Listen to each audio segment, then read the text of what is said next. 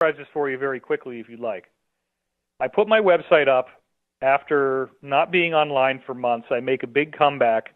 I defend Corey, who I'm on Cosmic Disclosure with, against this monumental, ever-increasing amount of attacks against him online, primarily through 3 or 4 major public figures, all of whom seem to just be feeling as if they can say whatever they want with no repercussions. And I finally decided to speak about this because it was so ridiculous. And as soon as I do, my website gets hacked in 4 different ways, each of which were very intense. Then, the day at the end of the hack, this guy writes a comment and threatens me and says, I'm the guy that's been doing this to you, and if you don't dump Corey Good, I'm going to release a document dump that will ruin both of you. Like, wow, who the hell are you, man? Right. But the thing that people didn't know is that I had an insider I thought I could trust call me up on July 3rd, which was a month and 2 days before, and he had threatened me on the phone. And he had said that he owed the Rothschilds a favor. Apparently he'd been involved with them before, and that he wanted to tell me on their behalf that if I did not cut cords with Corey Good, that Corey was going to be, quote-unquote, brought to the slaughterhouse. And they didn't say whether that was metaphorical or literal. And then I was also told that if I cooperated, he's like, well, just tell me if you have something you can sell, like your car. I'm like, well, why is that? And he said, we could pay you a lot more than it's worth. And that's how we get people money. And I'm like, what? And then he tells me that I could become the next Art Bell. That Art, I'm sorry, that's you, right? I could become the next Alex Jones. Oh, that's I shouldn't have said that. But anyway. That's funny. That's funny. I could become the next Alex Jones. They would help me. That Alex Jones has a weak heart, and they don't know but what he might have a heart attack, and they want to have assets. This is what they said. They want to have assets that they feel they can control. That they'd give me money, they'd build me up so I could be as big as Alex Jones, and I could talk about whatever I want as long as I don't talk about Corey Good. Why Corey Good? And exactly. That's why. Why? Look, I have gotten so much pressure via email and other, to drop Corey Good, and your name comes up too. It's always, a few, down the line. They always bring up you too as well. But and I don't care. I'm not going to. It happens with other guests too as well, and not like it has with Corey, of course. But I have a guest on, and somebody will say, "You know what? Never do that again." I don't. So I ignore it. This Corey stuff started to flare up, and I was ignoring that like I do everything else, just thinking it's going to go away. It's a one-time thing. Yeah. And it hasn't, and it's all from the same source. But the point is, why Corey? Why drop? What do you mean drop? I don't. This is what they don't get, David. It's really bizarre, Jimmy. Really bizarre. You and I have had this conversation privately. I will now have it with the audience. I have told David, and I've told, I don't support David Wilcock. I don't support Corey Good. I don't support anybody. What are you saying? I don't have that kind of power either. But support? I don't support. I have guests on my show that I listen to that the audience. The winter blues never felt so good. Audience can get information and knowledge from or not. It's their choice. It's a free country, right? And you have a responsibility to your listeners to not ignore or censor what are the hot topics that everybody's talking about. Or censor. Censor is probably the better word. So what do you mean? That somebody's going to tell me who to have on this show? It's ridiculous. Let's talk about guys that think that the only way you can talk about UFOs is through documents, okay? Mm-hmm. That was a dead end that we reached in the 1950s. And that was back when the Canadian communications engineer Wilbert Smith figured out that enough of these people in the 1950s were having in-person contacts with Nordic ETs that you needed to start to talk to these people and figure out what was happening when they had contact. And so Wilbert Smith, and this is all on Grant Cameron's wonderful website, presidentialufo.com, he has all these documents from Smith, where Smith found a bunch of people who had been contacted, and then they all started to have telepathic communication with these beings. They didn't need to actually be taken on board the ship. They could get a hypnotic trance and start to speak. And he had multiple individuals who could all answer 200 very specific questions the same way without knowing what the other ones were saying, suggesting that they're all talking to a singular, unified intelligence. And that was the predecessor to what became the Law of One. The people that did the Law of One in 1981 had extensively studied the material that came out of Wilbert Smith's research. And so you really are never going to get to the core of what's going on if you're not willing to explore some of these areas that people would think are less provable. You're going to have to talk to insiders. You're going to have to get contactee reports. You're going to have to try to do your due diligence to see if those contactee reports match up with the data.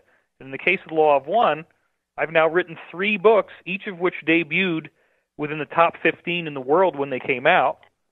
And in those books, in each one, I'm showing scientific proof over and over again that the Law of One has accurate information in it that nobody could have known in 1981, because a lot of it wasn't even discovered until many years later. So it bothers me sometimes when people have a lack of knowledge, a lack of scholarship. They haven't taken the time to research the sources that I talk about, but then they just shore up their ignorance with a confident opinion. Confidence does not mean that you've done the research. It just means you're confident. If people actually do the research, which I show you redundantly, it becomes self-evident. And then what we see is that Corey Goode's material and his platform suggests that the 1950s contactee type stuff, yes, it stopped in the 60s, 70s, 80s, 90s, and noughts, but it came back. These beings decide to do this again after 50, 60 years, and it's very provable stuff. The amount of correlation between the things that Corey's been saying and what's in the Law of One is far, far beyond his conscious knowledge of the Law of One. Let's take a break right here. There has to be a connection. Well, before the break, Jimmy, we left on why Corey Goode. What difference does it make? And you got to look at this. If his information is all fraudulent, as these attacks are purporting that they would be, then why would somebody go to the effort of hacking my website? Why would somebody go to the effort of reporting Corey to Child Protective Services as a cult leader and saying that his children are in imminent danger, quote unquote? That he's a cult leader. He got turned in, Sphere Being Alliance got turned into an NGO agency that deals with cults, and now you have that brunt of that investigation. Now we're crossing lines here. Somebody called the Texas local Child Protective Service, and he gets a call on Saturday, the day after my brakes go out on my car, which certainly could be attempted murder. It was right after the car went down the mountain, and then as of yesterday, I get this call from Pete Peterson saying that there are armed policemen surrounding his house, and they're taking everything he owns and throwing it into dumpsters. And when one of the neighbors came up and said, "What are you guys doing?" one of the cops told him that they've already got the hole dug in the dump. They've already dug it out with bulldozers, and that when they get this stuff, they're going to throw it in there, drive over it with bulldozers, and then fill it in. Now, and Pete Peterson, only 2 weeks ago, there was two rounds of episodes of him on Cosmic Disclosure where he's revealing information that totally validates everything Corey's been saying. Now, I'm pulling it up now, so when I have it ready, I'll let you know. But I have the message that Pete Peterson left you. And if it's okay with you, David, I will actually... Yeah, you can absolutely play it. It's a 1-minute clip, and it's very relevant. This is what I heard when I called up my voicemail, and after I heard this, I saved it, and I called him, and this is when we talked for an hour, and I got the download on what was going on. But I also saved the voicemail, and so today I recorded it so that you guys can hear what it actually sounds like when something this real happens to somebody, and he leaves a voicemail in 60 seconds, tells me what's going on. Now, I paused it when it said his phone number, but otherwise, this is exactly the way it sounded. Okay, let me pull this up here. It's pretty interesting to listen to. It's about it's pulling up now. Hold on. Enter your passcode, then press pound. You have no new messages. You have 2 saved voice messages. Main menu. To review your messages, press 1. Voice. Message received at 6:14 p.m. yesterday from... Hello, this is Pete Pearson giving you a buzz. Space. The final frontier. Just wanted to let you know that planning to take everything out of my house and my trucks and trailers and take them up to the dump and dig a big hole pit in the ground and dump it all in the pit and cover it over. And that includes the ashes of my wife and my mother and all my radio equipment, all my tools, and all the stuff that I had stored there and so forth. Totally against the law, but fully after committing many crimes by the sheriff and stuff. So anyway, we live in America, USSA. End of message. To repeat this message, Absolutely incredible. Now, I want the audience to understand all of this is happening rapid fire. You know, and you have to ask yourself. After, on July 3rd, a guy I thought I could trust called me up, said he's doing a favor for the Rothschilds by threatening me, and that if I didn't dump Corey Good, that Corey was going to be brought to the slaughterhouse, and he would hate to see that happen to me, too. We have to understand something here, Jimmy. The only other time that the brakes on my car went out was when I was on my way to Dr. Stephen Greer's Disclosure Project in Washington, D.C. on May 10th, 2001. And I'm in D.C. rush hour traffic, which is very competitive and very intense. And my brake pedal goes all the way to the floor with nothing. That's the only other time that this has ever happened to a car that I own.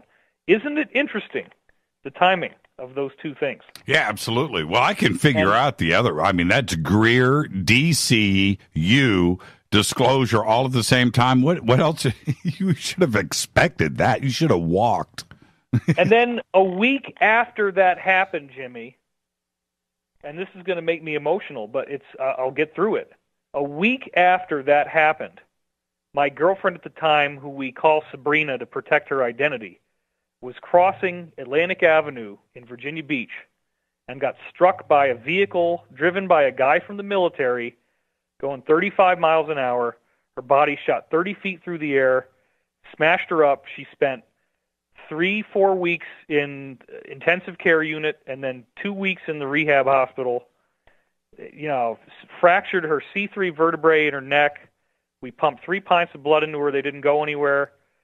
Fractured her collarbone, fractured her pelvis, ripped the tendons off from her elbow to her triceps, scratched up her face. I mean, I saw her on the stretcher in the hospital and looked like she was dead. Her lips were blue, her face was white. A week after I go to the frickin' Disclosure Project. Why do you keep doing what you do? Because I cannot look myself in the eye, in the mirror, knowing that I did not take a stand when the lives of literally 6 or 7 billion people are at stake. That's what I'm talking about. I cannot do that. I'm not a superhero. I'm not a savior. Don't pray to me. I'm not going to show up and save you. I'm just a guy out there trying to do his job. And it's a shitty job because we're all going through the mud here trying to unclog this big cesspool that's loaded with reptilian aliens. They're trying to eat people and destroy the planet. And it sounds crazy. It sounds stupid. Okay, you don't have to believe it. You don't have to believe it. But why are they trying to take Corey's kids away? Why are they trying to take my inheritance away from Pete? Why are they taking this man's possessions and throwing them in the dump? Why did they try to kill me? Yeah, why hack your website? Who cares? If I'm alive, who cares, right? If I'm full of crap, let me go and do my thing. Insult me on the internet if you want to, but don't try to frickin' kill me. Come on. And people are going to say, oh, David, you're just trying to make use of this for publicity. No, I'm telling you the frickin' brakes didn't work. From 1 minute to the next, they go from being fine to the pedal going all the way to the floor. And when you start to look at it in terms of that a guy calls me up who I thought I could trust on July 3rd and says that he's doing a favor for the Rothschilds and that he's telling me that I'm going to be brought to the slaughterhouse if I don't disavow Corey Goode, and that if I do disavow Corey Goode, they're going to give me money and power, and I would become a CIA asset. And, lots of people do it. Don't worry about it. You shouldn't fight them, David. Your life will be a lot less painful if you just go along with this. We're going to destroy you if you don't do this. I said no, because I'm not going to go out there and shill for these people. You do not make a deal with the cabal. They will betray you, guaranteed. As soon as they offer you the deal, you say no, because they will kill you. They will lie to you. They will hang you out to dry. They will martyr you. You will become Lee Harvey Oswald. Do not think for a minute that you can ever work with these people. They will kill their own. They don't give a crap about anybody. Do not ever cut a deal with these people. That is total ignorance. There is no way I would ever take that deal. There is no way I would ever work for these people. That's why we had to expose this. They threatened me through my insider. They threatened me through this guy hacking my site in the comments section. Then he has the audacity to send us an email, sign my NDA so that I can take $1 million from each of you? Give me a break. Some people go, oh, Ty's a scam, because in 2015 people made videos and were like, Ty, that man. And people are going to try to say that we're making this all up or that this is just a bunch of conspiracy theory. They tried to frickin' kill me. Yeah, and Wake up. Yeah, in the unredacted letter where the names are in there, and you read through this, and you're just like, holy crap! And I was talking to somebody today. I don't want to say who it is because it would just be uncool, but you know who I was talking to today. Anyway, yes, I do. And he said, okay, well, what were some of the names? Did you recognize? I said, you know what? Yes, and that was the scary part. I see and feel the interaction, and I see and feel the pressure, and they're coming, and I just don't understand why. You can't say that somebody is lying here, and also in the same sentence, you have to disassociate yourself from this liar, or it doesn't make any sense. It doesn't make any sense to anybody that hears what we're talking about here. It's the same thing that John Perkins revealed in Confessions of an Economic Hitman. This is what they do. They're going to go down to some tin pot dictator in a third world country, and they play gunner the money. In my right hand is this gun. In my left hand is this huge wad of $100 bills.